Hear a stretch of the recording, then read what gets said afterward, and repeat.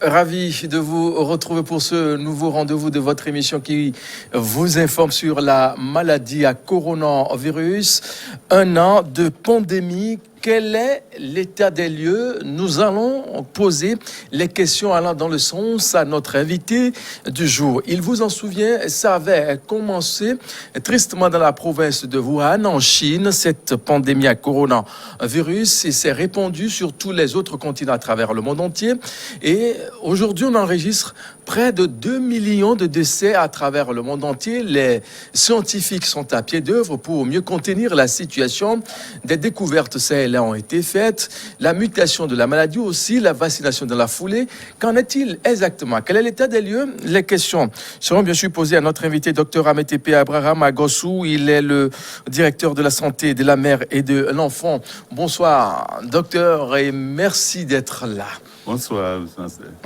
Alors, coronavirus, nous allons nous intéresser encore à cette maladie-là qui fait tristement parler d'elle à travers le monde entier. Aujourd'hui, quand vous entendez prononcer le mot coronavirus, qu'est-ce que ça vous dit? Bon, le mot coronavirus, ça fait peur. Ça fait peur, mais en même temps, quand on voit le développement qui se fait ça et là pour contenir la maladie, ça suscite aussi de l'espoir. Et peur parce que un an après, comme vous venez de le dire, la situation ne semble pas vraiment rassurée. Et nous voyons ça et là des mesures ont été prises pour contenir la maladie, mais surtout en cette période de fête, on a eu l'impression qu'il y a eu un laisser-aller, il y a eu une démotivation dans le renforcement de ces mesures, et ce qui s'est traduit par un renforcement de la lutte ou d'autres mesures dans les pays où on parle de reconfinement, de mise en quarantaine des villes, et cela fait qu'on se dit qu'on a encore de longs jours à vivre avec cette maladie. Alors, de longs jours à vivre avec cette maladie, on sait que au départ, cette maladie appelée maladie, enfin, ce virus appelé le virus chinois selon le président américain Donald Trump, ça semble être un peu passé inaperçu à la vue de tout le monde. On ne s'est intéressé pas vraiment à la maladie. On se dit, bon, ce n'était pas aussi dangereux. Et on peut toutefois vivre avec la maladie, on peut faire avec. Tantôt, on nous dit que c'est une maladie réservée aux Blancs. Et tantôt, on nous dit que, bon, voilà. Et finalement, comment cela a pu en fait échapper à tout le monde entier? Oui, vous savez que cette maladie est arrivée à une période où l'on l'a confondue par moment avec la grippe habituelle qui arrive en ces périodes-là. Et donc, au début, on a dit, voilà, oui, c'est en Chine, c'est dans cette ville de Wuhan, et que ça va rester là-bas, que les mesures sont prises pour la contenir sur place. Et malheureusement, vous savez qu'aujourd'hui, le monde entier est comme un village.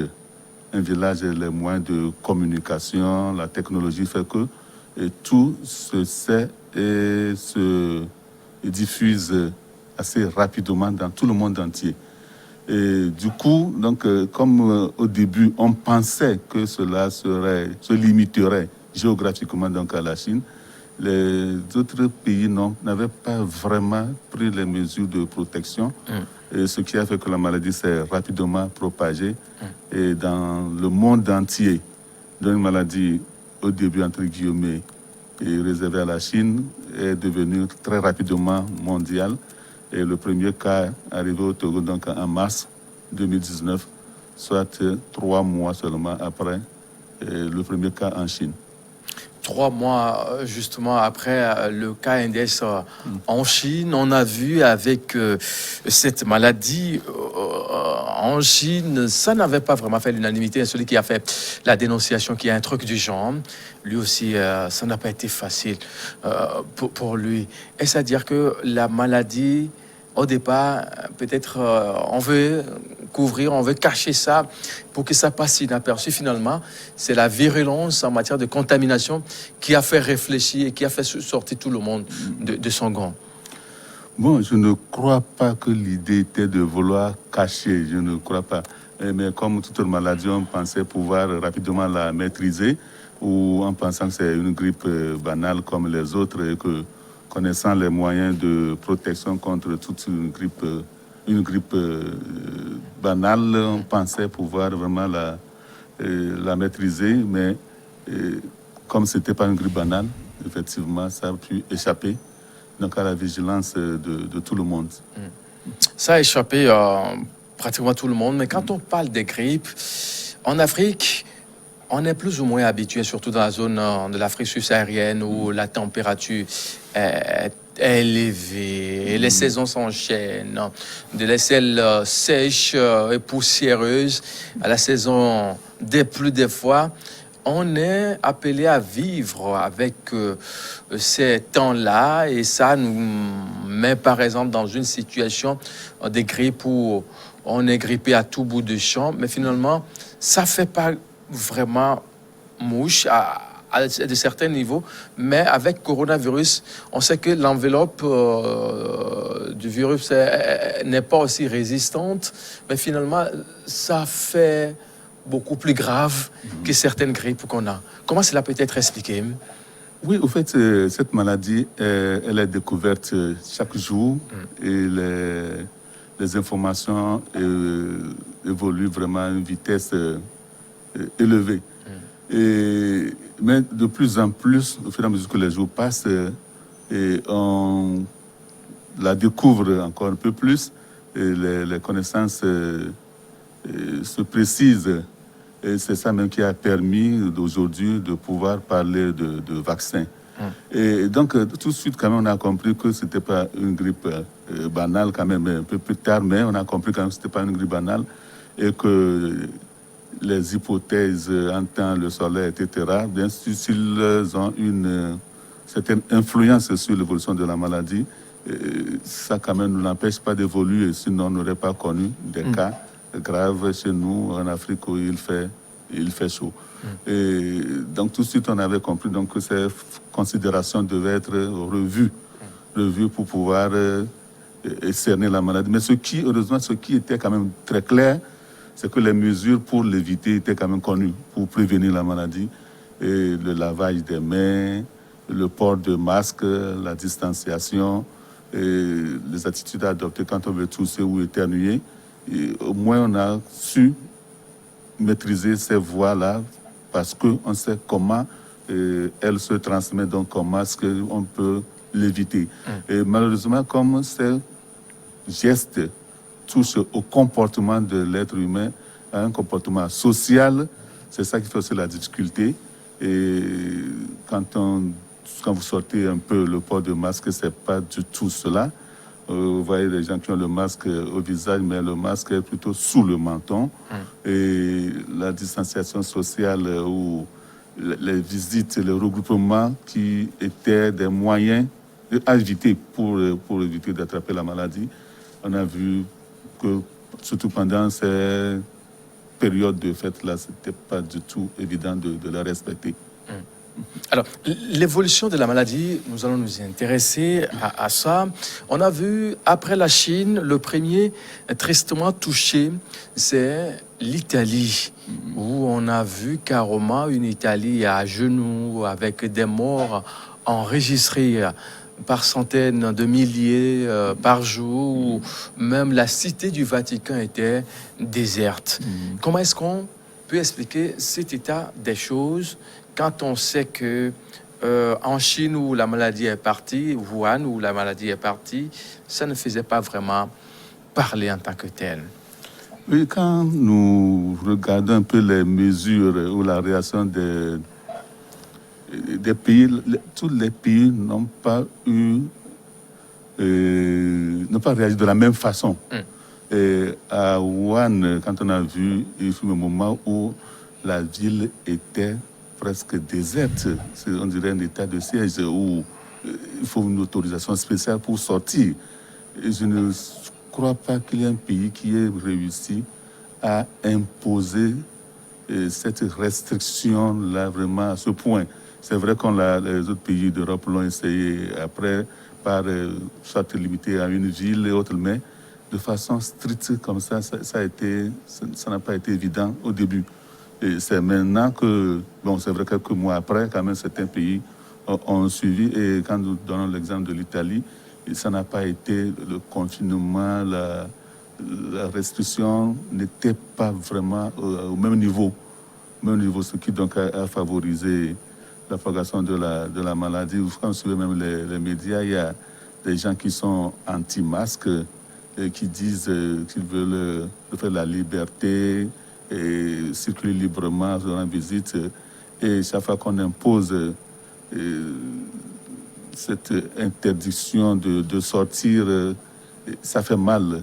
C'est vrai qu'après un temps, nous avions senti aussi les effets économiques et sociaux où les gens disaient que soit ils sortent ou ils meurent chez eux, donc il vaut mieux sortir pour pouvoir trouver de quoi se nourrir, etc. Donc il y a quand même des éléments qui font que certaines restrictions étaient difficiles à mettre en œuvre individuellement. Mais les pays qui ont réussi à l'imposer, on a vu quand même les effets sur l'évolution de la maladie. Alors, ce qui veut dire que les mesures restrictives instaurées ça et là à travers plusieurs pays n'ont pas été respectées de la même façon. Oui, ça n'a pas été respecté de la même façon. Et vous savez, on donne par exemple, vous pouvez voir l'exemple d'un grand pays où les États chaque État était libre d'adopter ces mesures. C'est maintenant dans ce pays-là que les choses, enfin, les gens ont compris et qu'on évolue vraiment vers cette restriction, mais ce n'était pas vraiment. Tous les pays n'avaient pas la même attitude. Même quand nous prenons même l'Afrique, c'était pas exactement, quand vous suivez les informations, c'est pas exactement la même chose. Et on nous a dit au Togo que nous exagérons un peu, mais l'histoire nous donne raison aujourd'hui. Aujourd'hui, quand on voit l'évolution de la maladie, que nous n'avons pas du tout exagéré, au contraire, on a pris les bonnes mesures au bon moment, ce qui a fait que nous n'avons pas la même ampleur qu'ailleurs.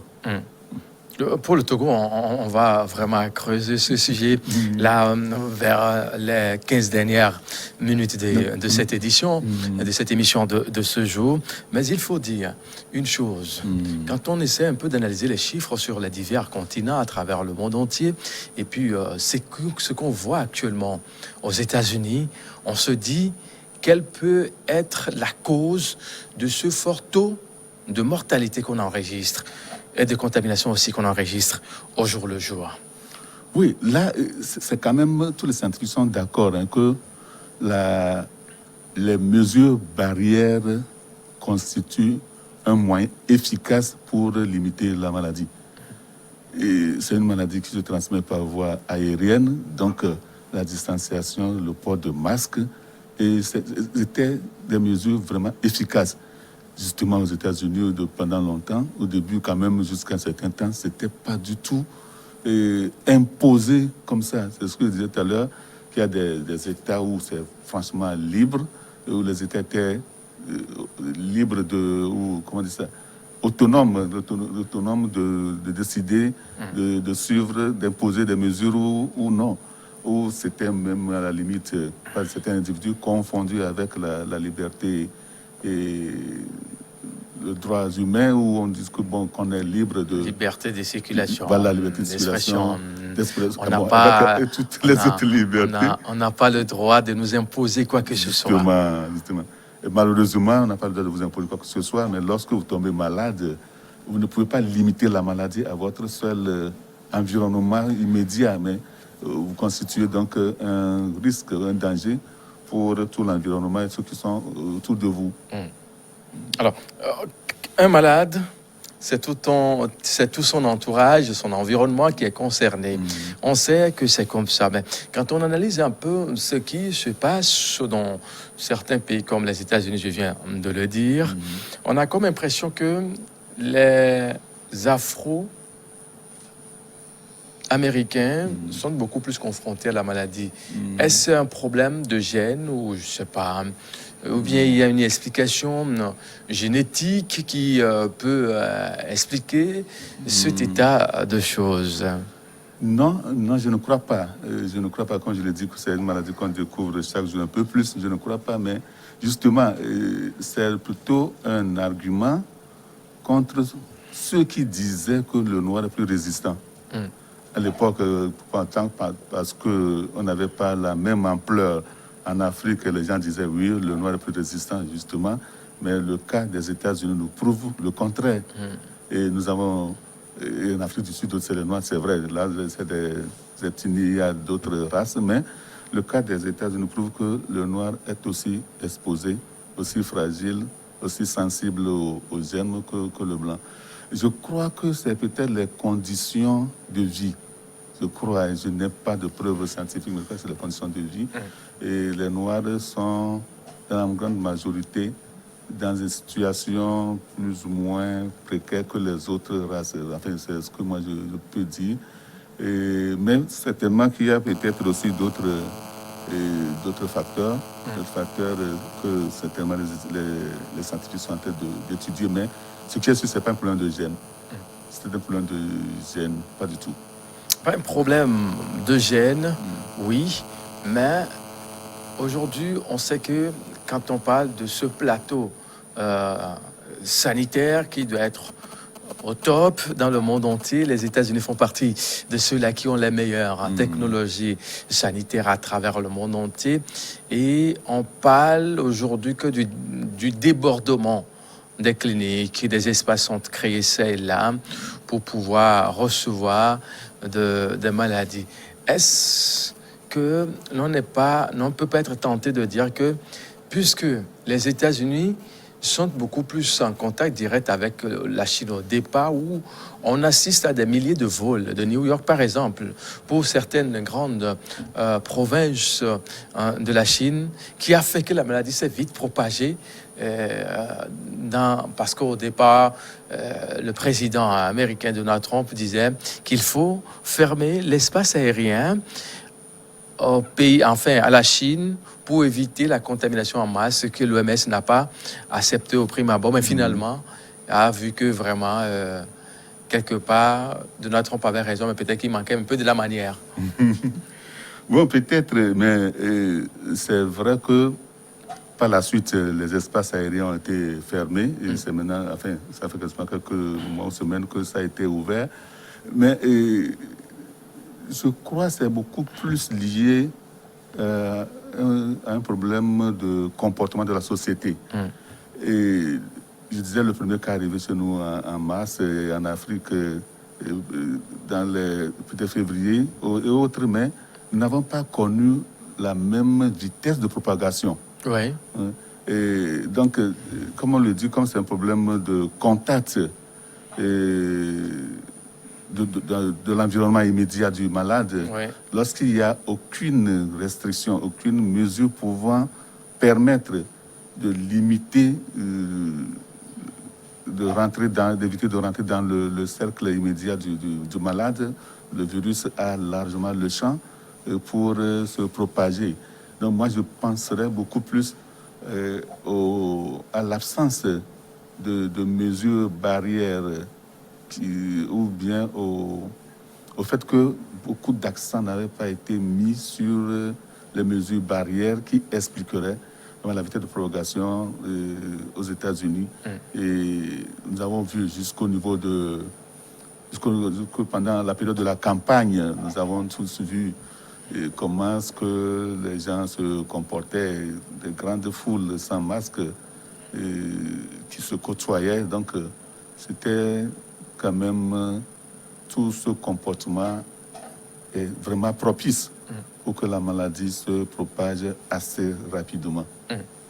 Alors, quand on parle bien sûr des pays touchés aussi à la France, qui aussi aujourd'hui, on compte plus dans les EHPAD, hein? On laisse de côté les EHPAD parce que ça fait gonfler tellement les chiffres, parce qu'on enregistre des morts en cascade dans les EHPAD. Il y a la France, il y a l'Espagne, il y a l'Italie, il y a Israël, il y a aussi l'Allemagne. Comment cela, aujourd'hui...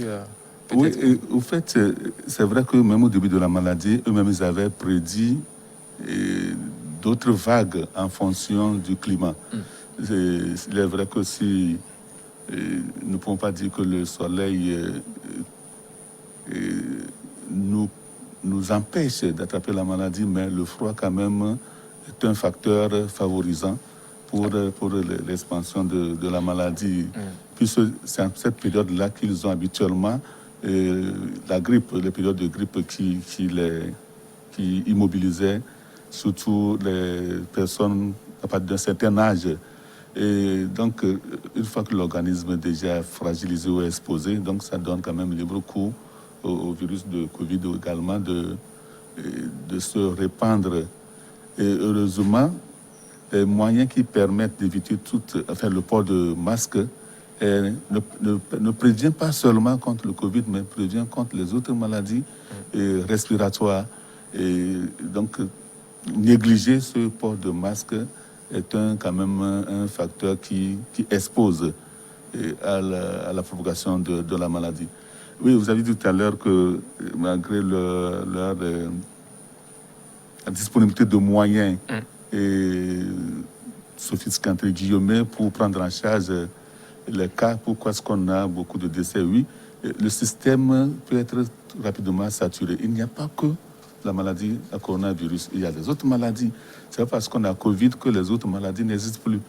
Donc, une fois qu'un certain nombre de lits, la proportion de lits occupés par le Covid augmente, ça perturbe tout le système.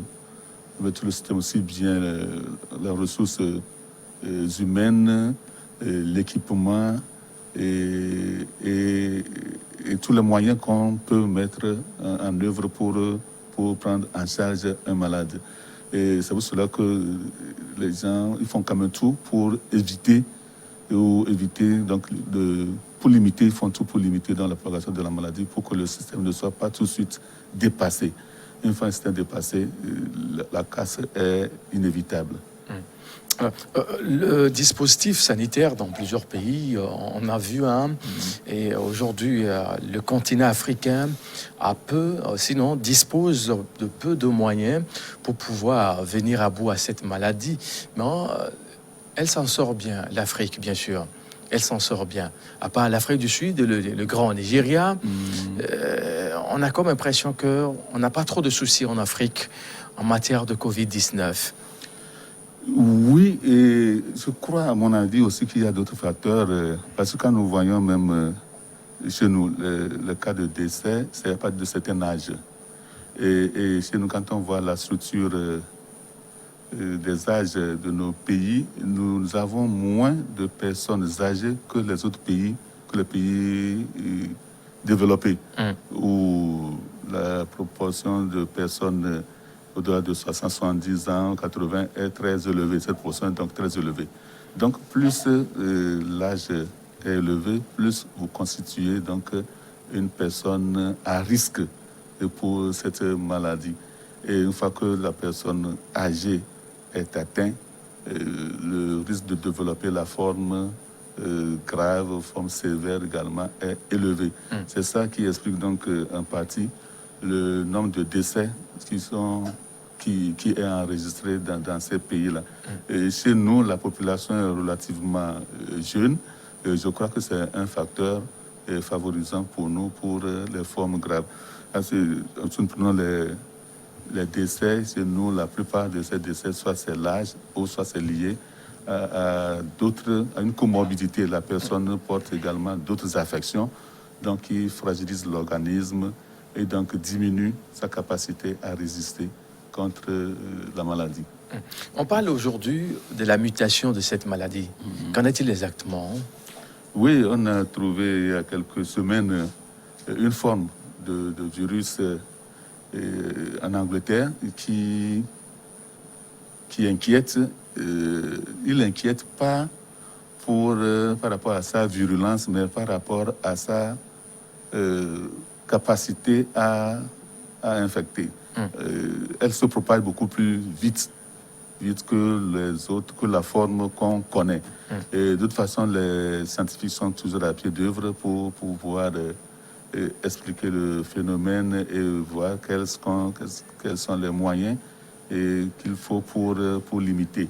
Heureusement, pour le moment, quand même, on n'a pas trouvé que ce virus est plus virulent, c'est-à-dire qu'il tue plus vite ou non. Et c'est également les mêmes signes, la même symptomatologie, mais ce qu'on a découvert jusqu'à présent, c'est seulement sa capacité à infecter plus facilement. Beaucoup plus facilement que le premier. Voilà. Alors, je rappelle bien sûr que vous êtes docteur Ametepe Abraham Agochou, directeur de la santé de la mère et de l'enfant. Quand on parle de coronavirus aujourd'hui, on ne fait pas vraiment mention de nos femmes, de nos mamans, de nos sœurs, de nos grandes sœurs, de nos enfants. Quel est l'état des lieux? Oui, c'est vrai qu'au début, on avait pensé que les enfants seraient plus exposés, les femmes enceintes seraient plus exposées, mais au fur et à mesure que la maladie évolue, on se rend compte qu'il n'y a pas un risque beaucoup plus particulier à ces groupes d'âge-là. C'est vrai, la femme enceinte est déjà fragilisée, un peu plus fragile que la femme, que les autres, que la femme non enceinte et les hommes à cause de son état de grossesse, bien sûr. Mais on s'est rendu compte que les moyens qui existent pour les autres personnes suffisent à la protéger efficacement contre la maladie. Concernant les enfants, au début, on avait aussi craint qu'ils soient plus exposés et qu'ils le contaminent plus. Mais tout de suite, on a compris plutôt que ces enfants ne contaminent pas plus au contraire, ils ne contaminent pas plus que les adultes. Et ils ne font pas forcément la forme plus grave, c'est-à-dire ne font pas plus la forme grave que les autres.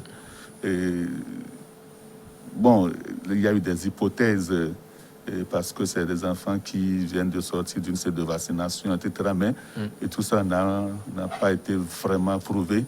Et on sait tout juste qu'ils résistent mieux à la maladie, ils contaminent moins que les adultes. Voilà. Alors, on sait que bien avant coronavirus, il y a d'autres pathologies auxquelles vous faites face. Bien sûr, dans votre domaine de la santé de la mère et de l'enfant, les vaccinations, ça et là. Mais avec Covid-19, comment juguler les deux? Parce qu'avec la vaccination de poliomyélite au Togo, on a vu cette réticence au niveau de la population. Quand les gens sont réticents et ils ne veulent pas faire vacciner les enfants. Ils ont tellement de fausses informations qui ont fait qu'on était obligé de faire la première phase et la deuxième phase pour pouvoir mieux contenir cette partie de la population qui est exposée à cette maladie qu'est la poliomyélite en ce temps de Covid-19. Oui, vous avez raison. Nous avons, les services de santé ont des difficultés pour passer certains messages en période de Covid. D'abord, tout de suite, nous, au niveau du ministère de la Santé, on a compris que Covid est là, mais les autres maladies aussi sont là. C'est pour cela que des directives avaient été élaborées à l'endroit des prestataires pour continuer à prendre en charge correctement les autres maladies, et même en période Covid. Et ces directives ont été bien diffusées et bien suivies dans nos formations sanitaires. Concernant la vaccination, ça a toujours été le cas. Depuis les années 1800, au moment où on parlait des débuts de la vaccination contre la variole, ensuite contre la rage, il y a toujours eu des anti-vaccins, si vous autorisez l'expression, qui pensent toujours... Ceux qui ont un dédain pour la vaccination, et non, on ne doit pas se vacciner. Voilà. laisser l'organisme se Développer défendre, même sa etc. résistance. Pourtant, les preuves sont là aujourd'hui. Il y a des maladies dont on ne parle plus parce que on a découvert la vaccination. Et la rougeole, la variole, personne n'en parle aujourd'hui à cause de la vaccination. La rougeole, on voit rarement les formes sévères, graves qui tuaient à cause de la vaccination. La poliomyélite, nous sommes bien avancés dans la lutte contre la poliomyélite aujourd'hui à cause de la vaccination. Et donc, il y a eu toujours des anti-vaccins, il y a des anti-vaccins, il y aura toujours des anti-vaccins. Et donc faire attention à tout ce qui se diffuse à travers les réseaux sociaux. Les gens sont des spécialistes. Aujourd'hui, avec la technologie, tous les montages sont possibles. Les montages sont possibles, donc nous devons faire attention. Mais au moins, nous qui sommes pour la vaccination, nous avons des preuves. Et avant, dans les villages, la rougeole tuait comme des mouches. On parlait de... on trouvait des causes mystiques. Aujourd'hui, ce n'est pas parce que ça n'existe plus que les enfants ne meurent plus, mais parce qu'on a trouvé la vaccination, on a trouvé des vaccins qui sont efficaces contre ces affections et donc qui protègent ces enfants. Alors, justement, sur le terrain, comment est-ce que vous vous comportez vis-à-vis du Covid-19 avec les autres maladies? Oui, avec les autres maladies, comme je venais de le dire. Et les naissances, parce que c'est la santé de la mère et de l'enfant. Hein? Bien sûr, les enfants naissent chaque jour. Le personnel... C'est beau des fois hein, quand on va dans la pédiatrie, on voit les nouveaux-nés tout mignons, oui, très jolis. C'est vraiment un monde merveilleux d'être là, de voir cet enfant qui naît d'avoir la maternité, qui ne commence pas à crier. Maternité, oui. Tout le monde est content, la maman, le papa et le personnel est très joyeux d'accueillir cette nouvelle vie en pédiatrie, cet enfant qui arrive souffrant, qui pleure tout le temps et au fur et à mesure que les heures, les jours passent, le sourire renaît et ça fait vraiment plaisir de voir ce changement-là spectaculaire chez ces enfants-là. Et pour cela que je disais que donc, les directives qui avaient été donc, élaborées, c'était donc de permettre au personnel de se protéger et de protéger le patient ou le client qui est en face de lui, tout en s'occupant bien de sa maladie. Et donc, les directives d'abord pour faire la différence entre ce qui est Covid et ce qui n'est pas Covid. Ce qui est Covid, donc, on le classe et son circuit est bien clair jusqu'au centre de prise en charge qui est le CHR Lomé Comité transformé en centre Covid. Et ce qui n'est pas Covid est pris en charge selon les normes et les procédures bien élaborées. Et cela... Derrière l'entrée, vous avez vu le dispositif de lavage des mains, les thermoflashes, et les masques et le gel pour quand même éviter de transmettre donc, la maladie d'un patient à un autre ou éviter aux prestataires de se contaminer également. Et donc c'est en respectant ces mesures-là, nous avons pu continuer la prise en charge des autres maladies. Sinon, toute l'attention... pour éviter que toute l'attention soit focalisée sur la Covid et que les autres malades ne paient les pots cassés. Alors, ce qui veut dire que sur le territoire togolais, par exemple, tout est respecté hein, de Saint-Cassé à Diancassé. Bien sûr, tout le monde a reçu les directives et qui sont régulièrement révisées. Et je crois qu'actuellement même le ministère se prépare pour réviser ces directives-là afin de permettre à tout le monde de travailler tout à l'aise.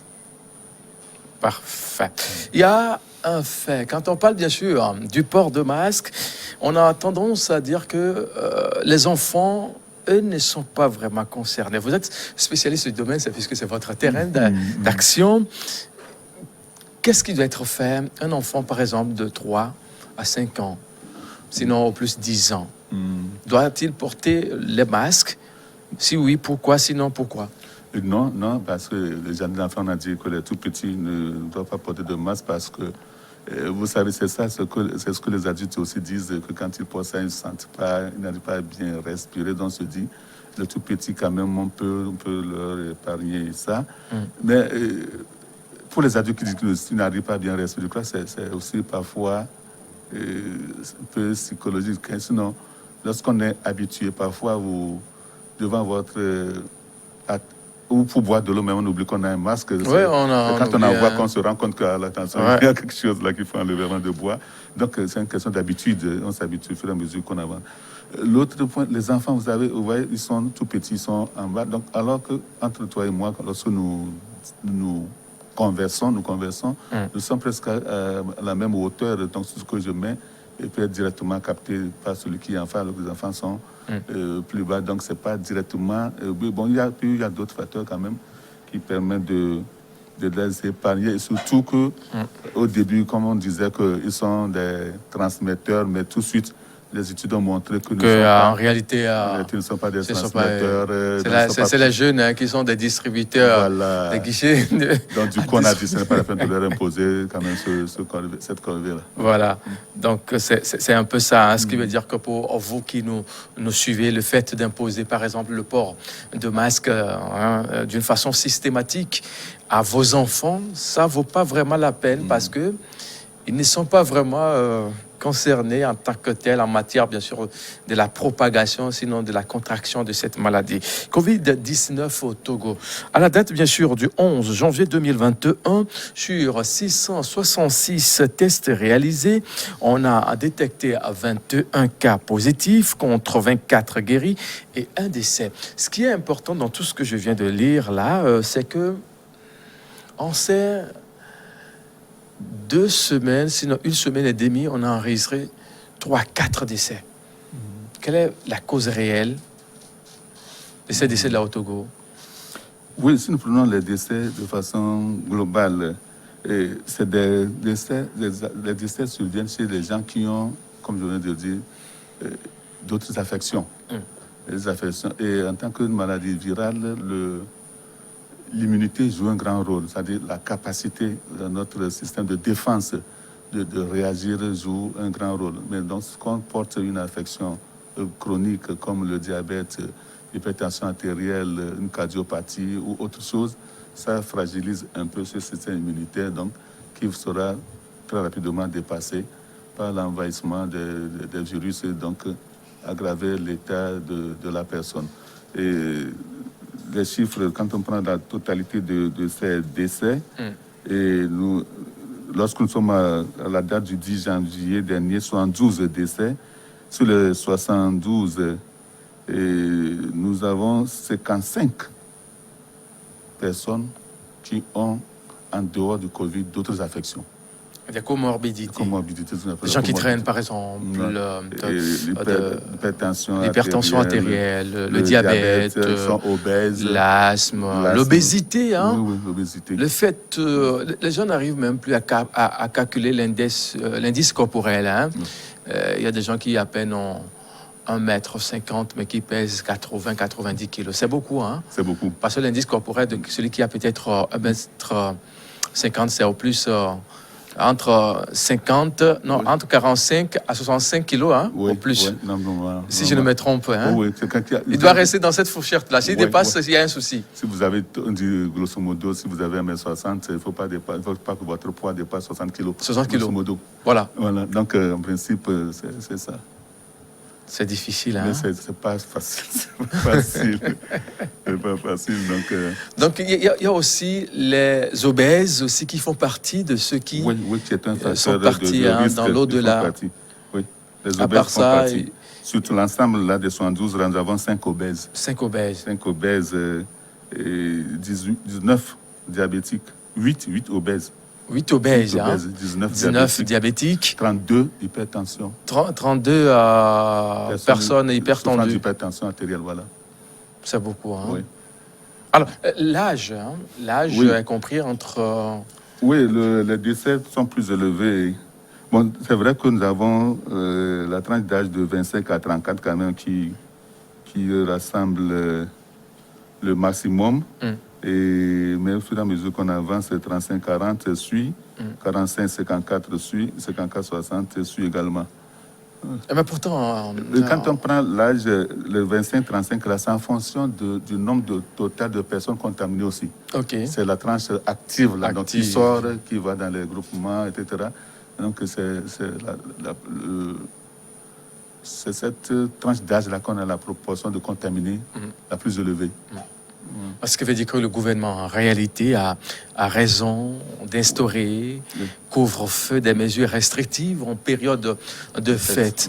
Mais on a commencé par voir les chiffres, ce qui veut dire que dans plusieurs pays, à part le Togo par exemple, ça grimpe. Hein? Oui, ça grimpe, mais là, nous sommes, le ministère est en train d'étudier vraiment, voir qu'est-ce qui explique vraiment ça. Parce que c'est vrai que quand on prend la période, nous savons tous que généralement, les gens fêtent plus le 31 que le 24. Puisque le 31, c'est pour tout le monde. Voilà. Le 24, c'est pour les chrétiens, justement. En particulier les catholiques. Hein? Parce qu'il y a aussi d'autres chrétiens qui ne fêtent pas le 24. Bien sûr, bien sûr. Je veux parler par exemple des témoins de Jéhovah, par exemple. Or, maintenant, si on dit que c'est le 31, or, le chiffre que nous avions eu la semaine dernière, c'est du 4 au 10. Donc, 3 jours après, on ne peut pas vraiment expliquer que cette augmentation, mais on est en train d'étudier quand même pour comprendre. Et puis il y a d'autres facteurs aussi. Sur les 255, là par exemple, qu'on a enregistré la semaine dernière, et nous avons les départs à l'arrivée et les... Comment on dit ça? Les gens qui ont été dépistés au départ et les gens qui ont été dépistés à l'arrivée. À l'arrivée, à l'aéroport. À l'aéroport. International Yassingbe Yadema de Lomé. Justement, sur les 255, nous avons 122 voyageurs. Oui. C'est clair. Si nous allons voir 122 de 255, il reste 133. Donc, il correspond à peu près au nombre qu'on a habituellement. Là, c'est le moment quand même de saluer cette proactivité, bien sûr, du colonel Latayama, le directeur général de l'aviation civile de l'aéroport international Yassingbe Yadema de Lomé. Celui qui travaille d'arrache-pied pour filtrer et les entrées et les sorties du pays pour qu'on soit plus ou moins à l'abri de cette maladie. Voilà un peu ce qui se fait actuellement. Est-ce qu'il y a quand même un espoir dans les jours qui viennent qu'on peut commencer par pousser une offre de soulagement en mettant de côté un tant soit peu nos masques qui, des fois, on est obligé, comme vous le dites, d'apprendre à vivre avec la maladie. Oui, il y a de l'espoir, je crois bien. Et il y a des mesures que les autorités ont prises pour endiguer un peu la maladie. Et au cours de ces périodes de fête, je crois que nous avons le résultat, mais c'est trop tôt pour le dire. On est en train d'analyser les données pour voir vraiment quel a été l'effet bénéfique. Enfin, ce qui est sûr, c'est que le respect de ces mesures a eu un impact sur l'évolution de la maladie. Et l'espoir, oui, nous avons de l'espoir. Les gens commencent pas à s'habituer au masque, même si de temps en temps, on oublie l'autre là. Mais l'autre espoir aussi, c'est que il y a de la vaccination. Des vaccins ont été découverts pour lutter contre la maladie. Nous en parlons tout à l'heure, c'est vrai, les anti-vaccins sont là pour nous faire peur. Mais je crois quand même que c'est une porte ouverte pour l'espoir. Mais attention, les études montrent que même si on se vaccine, on commence par la vaccination cette année ou ce mois ou les mois prochains, nous ne pourrons pas... On parle de la première dose qui est attendue en juin. Effets pour dire, laissons tomber les masques, effets pour nous amener à changer de comportement avant la fin de l'année. Pour atteindre les effets de la vaccination, il faut compter l'année prochaine, en 2022, pour atteindre l'effet de la vaccination. Mais à condition, justement, à condition que plutôt cette année 2021, nous acceptions nous faire vacciner massivement. Ce qui veut dire qu'avec coronavirus, on est très loin de finir avec cette affaire-là. Oui, on est très loin. On est loin de finir. Nous avons encore à vivre avec lui pendant des semaines et des mois. Et ça, nous devons l'admettre, l'accepter pour que la lutte la bataille soit vaincue. Alors, la bataille soit gagnée. Oui. La bataille soit gagnée dans tout son ensemble. On voit un peu ce qui se fait actuellement dans plusieurs pays. Plusieurs pays s'activent pour avoir le vaccin passé à l'essai, à la vaccination, ça et là. On voit un peu ce qui se passe dans les pays dits développés. Mais en Afrique, ça ne se sent pas vraiment. C'est une question de moyens ou c'est une question de les gens n'ont qu'à finir et puis nous on fera après. Bon, il y a tout ça là, mais je crois que c'est beaucoup plus une question de moyens. Parce que quoi que disent les anti-vaccins, les pays se préparent. Les pays se préparent, y compris notre pays aussi, se préparent pour avoir donc, ces vaccins. Écoutez, puis comme c'est eux qui ont découvert les vaccins, ils se sont rapidement taillés la belle part. Hein. Donc, c'est une lutte pour avoir ces vaccins. Heureusement, il y a quand même des organismes qui protègent aussi les pays qui n'ont pas aussi autant de moyens et donc sont prêts pour accompagner donc, ces pays-là pour avoir accès à ces vaccins. Donc, tous les pays d'Afrique également se préparent activement pour que ces vaccins soient disponibles dans les semaines à venir. On va revenir un peu sur le respect des mesures barrières. On sait que le port de masque aujourd'hui, il y a plus vraiment de soucis, hein. On le fait au jour le jour, quand bien même que c'est pas vraiment ça, le respect systématique en matière du port, mais ça va plus ou moins. Maintenant, les autres mesures, on a comme l'impression que on les a foulées aux pieds. Oui, je disais comme malheureusement cette maladie a touché à ce que nous avons de plus social, les visites, le contact, c'est ça qui rend difficile un peu la lutte. C'est difficile d'attendre qu'un tel a perdu un parent et de s'empêcher de le rendre visite ou d'assister à son enterrement. C'est difficile d'attendre que tel ou tel va célébrer le mariage et de s'abstenir d'y assister. Donc nous avons des événements sociaux qui arrivent, auxquels nous sommes déjà très bien habitués et nous avions des attitudes, disons, recommandées dans ce genre de situation. Et aujourd'hui, Covid nous rappelle à l'ordre, c'est ça qui est le plus difficile. On a beau dire limiter le nombre de personnes à 15 pour l'enterrement de nos parents, mais quand vous y arrivez, le minimum c'est 15 fois 10. 15 fois 10. Donc, c'est difficile, hein? Ça fait rire, mais c'est une triste réalité aujourd'hui quand on va à des enterrements, ça et là, tout le monde veut compatir et dans la foulée on chope Covid-19. Et voilà, un peu, docteur Ametepe Abraham Agossou, on va conclure pour le compte de ce jour. Hein. Un an de pandémie, que peut-on garder en 10 secondes de tout ce qui s'est passé jusqu'à maintenant? Que peut-on garder? Ce que nous avons, au moins, il n'y a plus de doute. Au début, les gens disaient que c'est une maladie inventée. Aujourd'hui, c'est sûr que c'est une maladie qui est réelle.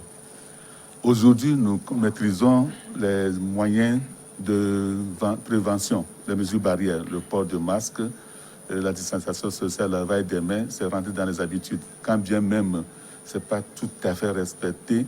Et en temps, je voulais même peut-être ouvrir cette parenthèse pour dire le port de masque pour les écoles. Les élèves à l'école aussi, les parents doivent vraiment veiller à ce que nos enfants donc, portent ces masques donc, à l'école. Il y a d'espoir, la vaccination.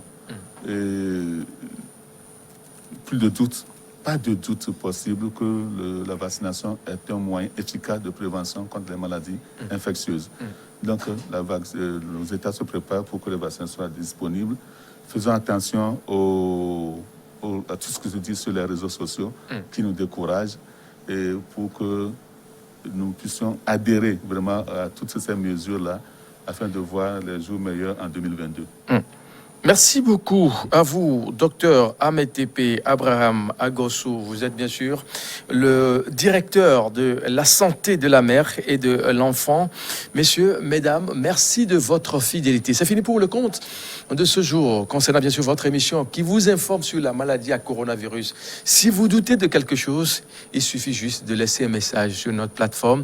Nous ferons le plaisir de vous informer avec beaucoup plus de sérénité dans tout ce qui va être fait concernant cette maladie à coronavirus. Merci à tous et on s'est dit à très vite.